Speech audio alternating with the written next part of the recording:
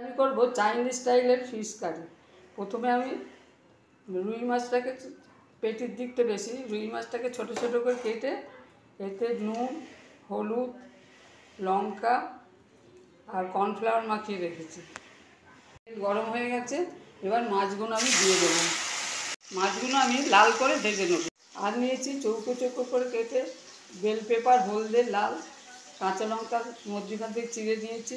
আর নিয়েছি রসুন হাফ চামচ পেস্ট করা, আর হাফ চামচ নিয়েছি আদা বাটা।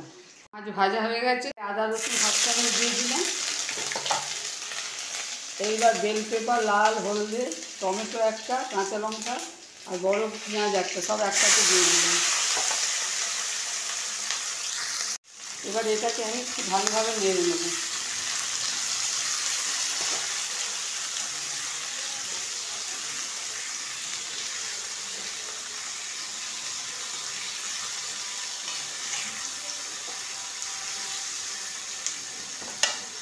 এতে ভিনেগার এক চামচ চিলি সস, হাফ চামচ চিলি সস, 1 চামচ ভিনেগার আর 1 চামচ সয়া সস দিয়েছি।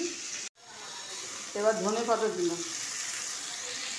একটা করে ভাজা হয়ে গেছে, এবার সসেতে আমি একটু জল দিয়েছি, ঢেলে দিলাম। এই জলেতে একটু গুঁড়ো লঙ্কা দিলাম আর হাফ চামচ চিনি দিলাম।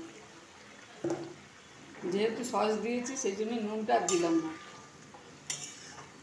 ফুটছে, এবার মাছটা দিয়ে দিলাম। হাফ চামচ কর্নফ্লাওয়ার এতে দিয়ে দিলাম। আর রেডি হয়ে গেল চাইনিজ স্টাইলের ফিশের মাছ।